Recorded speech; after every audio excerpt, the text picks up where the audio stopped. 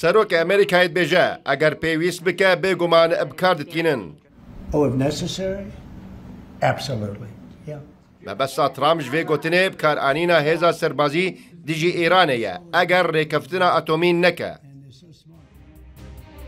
علی شەمخانی شێوەرمەندێ رێبەرێ ئەیرانێ بۆ هەفدەم سەرپرشتیارێ تایبەت ئێگوتوبێژن ئەتۆمیە لە ئێکسێ نویسیە. بەردەوامبوونا گەفێن دەربە دبکۆ ئیرانێ بەر بێ وەرگرتنا تەدبیرێن دژبەرڤە ببە. جوانژی دەرکردنا پشکینەرێن ئاژانسا ناودەوڵەتی یا ئەنەرژیە ئەتۆمی ڕاوەستاندنا کارکردنا لەگەل ئاژانسێ و بەگوهستنا پێکهاتەیەن مەیاندی بۆ جهەکی سەلامەت. Di Temmûza 2015 de civata ewlekariyê ya navdewletî biryara 22 ya taybet bi cîbcîkirina rêkeftina atomî ya Îranê derxist. Ev rêkeftin rê dide tîmên Ajansa Navdewletî ya Enerjiya Atomî got pêgehên atomîyên Îranê pişkinîn bike we kamîrayên online duan de bicih bike. Tişteke gelek caran Îranê rê nedidayê.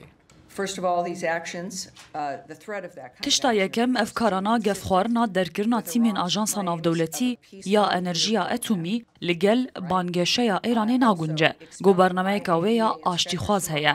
Her wiha derkirina pişkînerên Ajansa Navdewletî ya Enerjiya Etomî li Îranê tevlîhevî û şaştiyeke mezin ya Îranê dibe. دخولا یەکەم ئا سەرۆکاتیە خودە ساڵا 2018 ترامپ ji yek alî ve ji rêkeftina atomî vekişiya niha jî li pey dareştina wê ketiye. Spas ji te re civîneke girîng û roja şemiyê têkirin. Bo cara yekem piştîdemeke dirêj gotûbêjên rasterast di navbera Balyoz Wetkov û berpirsekê bilindê Îranê de tên kirin. Em hêvîdarin me bigihînin aştiyê.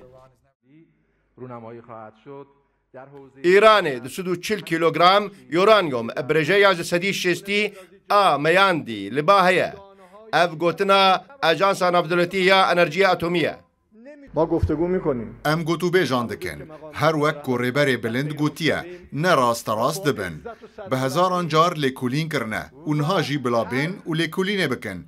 Em li pey çekên atomî nebûne û nînin û nabin jî.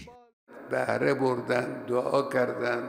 Şêwermendên mezin ên rêberê Îranê jî behsa amadekirina destpêşxeriyên giring dikin û dibêjin eger Amerîka bi rastî armanca wê gihiştina rêkeftinê be rêya rêkeftinê eşkere û xuya ye.